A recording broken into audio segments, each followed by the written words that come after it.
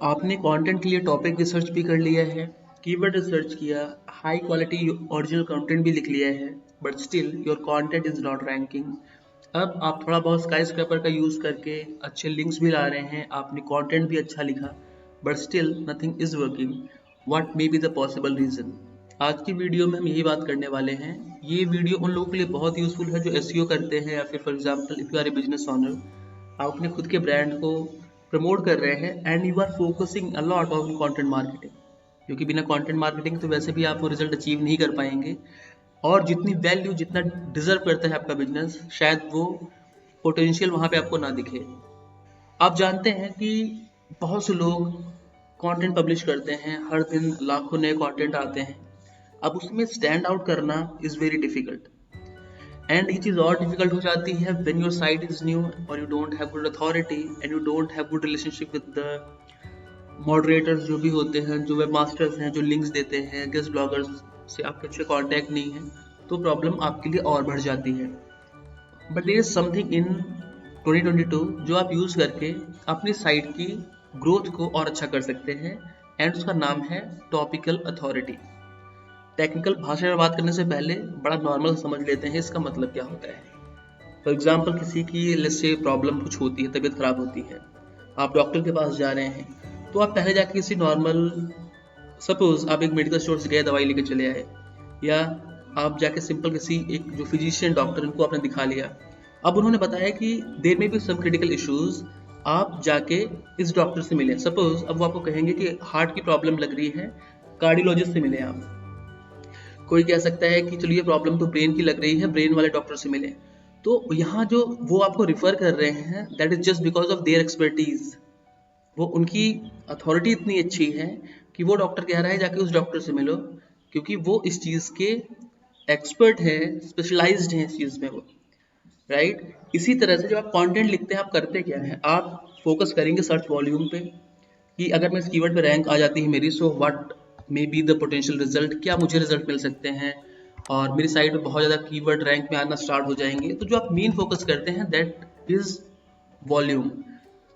But चलो अभी हम बाद में बात करेंगे कि वॉल्यूम नहीं सर, हम तो इंटेंट पे फोकस करते हैं, वो सब चीज़ें बाद में करेंगे डिस्कस हम लोग अगले वीडियोस में। बट अभी के लिए जो हम बात करने वाले हैं, एक अगर आप फोकस करते हैं टॉपिकल अथॉरिटी पे, वो आपकी साइट को हेल्प कैसे कर रैंक करने के लिए। तो आज हम डिस्कस करने वाले हैं टॉपिकल अथॉरिटी के बारे में। मान लो फॉर एग्जांपल आप डिजिटल मार्केटिंग इंडस्ट्री में हैं। अब आपको लगता है कि मैं इस कीवर्ड पे काम करूंगा, इस टॉपिक पे काम करूंगा, बिकॉज इसमें सपोज अगर मैं काम करता हूँ, लेट्स से मैंने एक लिख दिया how to run FB ads, इस पे बहुत ज़्यादा सर्च वॉल्यूम है and you are running after volume की अगर इस कीवर्ड पे रैंक आ गई मेरी, तो फिर तो बहुत ट्रैफिक आएगा साइट पे, बड़ा ऑर्गेनिक ट्रैफिक आएगा, एंड धीरे धीरे CRO कन्वर्जन रेट ऑप्टिमाइजेशन का यूज़ करके I will start getting more leads. Second चीज़, आप फिर अगला टॉपिक लिखेंगे, अगर मान लो इसकी रैंक अच्छी नहीं आई या फिर आ भी जाती है, आप दूसरा टॉपिक लिखेंगे, for example how to manage YouTube channel. अब तीसरा आपने कुछ और लिखा, चौथा आपने कुछ और लिखा, तो आप अलग अलग टॉपिक्स पे लिख रहे हैं, भले ही वो डिजिटल मार्केटिंग का ही है, but it will take a lot of time content लिखना, एंड आपको अच्छा रिजल्ट भी नहीं मिलता है। रीज़न क्या होगा अभी हम डिस्कस करने वाले हैं। रीज़न ये होता है कि हर एक टॉपिक पे आपकी वो सेम अथॉरिटी नहीं है। आप जानते हैं कि गूगल जितने फैक्टर्स यूज़ कर रहे हैं रैंकिंग लाने के लिए, जो तमाम उनकी चीज़ें होती हैं कि साइट, राइट, आपने नाम सुना होगा EAT का। सो E stands for expertise, A authority, T trustworthiness. आप जो कंटेंट लिख रहे हैं वो कितना, आपका जो EAT फैक्टर है, जो क्वालिटी गाइडलाइन का हिस्सा है गूगल की, वो आप उसको मैच कर रहे हैं कि नहीं।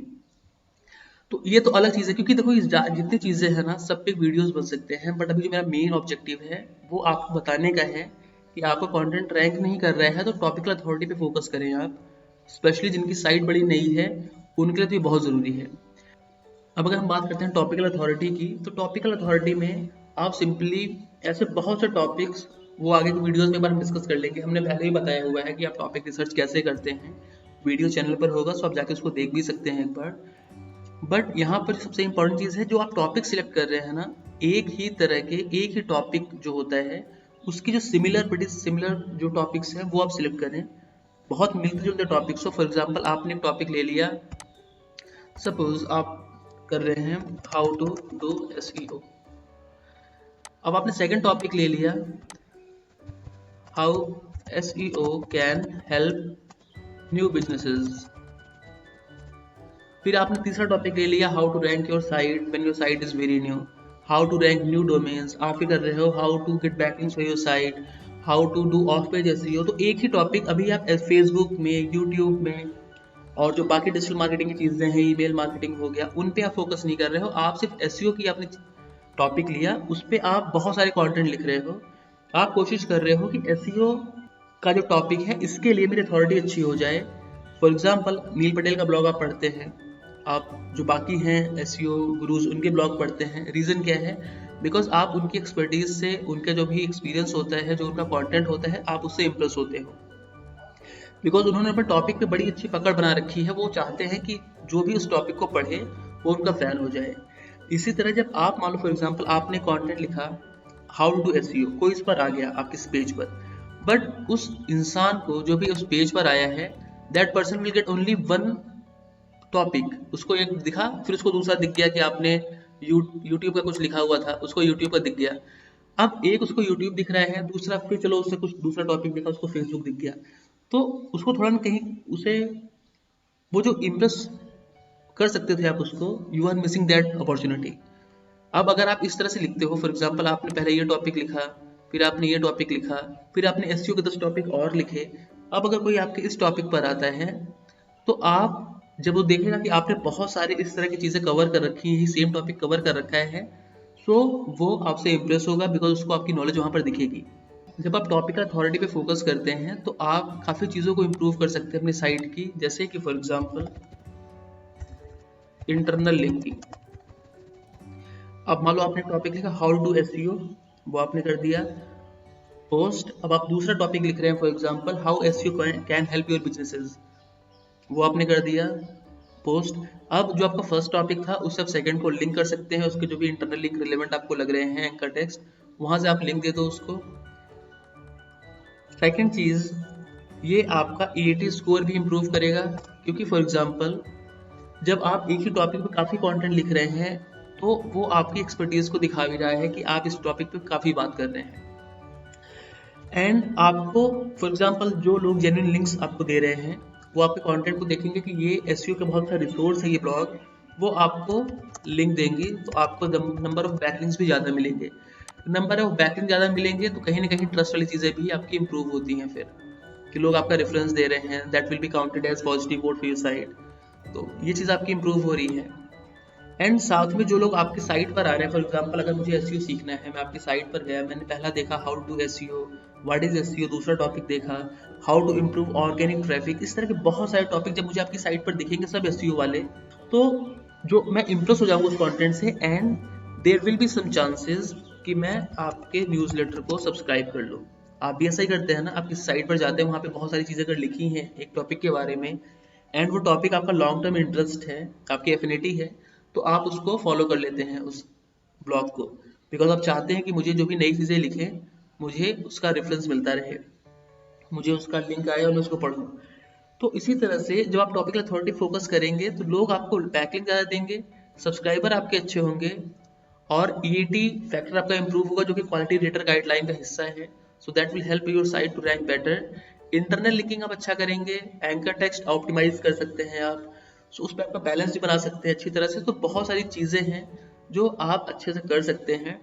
और सिमिलर आपने चीज़ पहले भी हमसे आपने चैनल पर देखा होगा पिलर पेजेस के बारे में, तो पिलर पेज वाला कॉन्सेप्ट भी काफ़ी हद तक यहाँ पे आपका मैच हो रहा है। तो ये सारी चीज़ें हैं जो इस वीडियो में हम आपको बताना चाह रहे थे, एंड आई होप कि आपको पसंद आई होगी। इस तरह से और बहुत सारी चीज़ें हैं, जैसे टॉपिक रिसर्च करना है। टॉपिक तो चलो ठीक है, आप किसी टूल पे गए, आपने गूगल कीवर्ड प्लानर पे देख लिया, आपको दिख गया, बट उसमें गोल्डन कीवर्ड्स कैसे फाइंड करने हैं। सेकेंड थिंग, जो आपका फनल होता है, फनल के अकॉर्डिंग आपको कंटेंट कैसे राइट करना है, डिफरेंट डिफरेंट स्टेजेस को कैसे कवर करना है, साथ में आपको फनल को रिवर्स करके कीवर्ड कैसे निकालने हैं, वो सारी चीज़ें हम डिस्कस करेंगे फ्यूचर वीडियोस में। मैं वीडियो को बहुत लंबा नहीं करना चाहता हूँ, because I understand your time is also valuable, so I want to share quality information with you. आप जब चीज़ें देखेंगे आपको अच्छा लगेगा, अगर आप चाहते हैं, इफ़ पीपल विल कमेंट कि हाँ ये चीज़ें आप पब्लिश करें, तो जो भी कमेंट्स आएंगे I will try to make that video next. And हम कोशिश करेंगे कि आपके साथ ऐसी ही अच्छी इन्फॉर्मेशन शेयर करते रहें। जिन्होंने सब्सक्राइब नहीं किया है channel, you can subscribe, right. And video अच्छा लगा हो लाइक कर देना, एटलीस्ट पता तो चले कि अच्छा लगा आपको। So that's all for this video guys.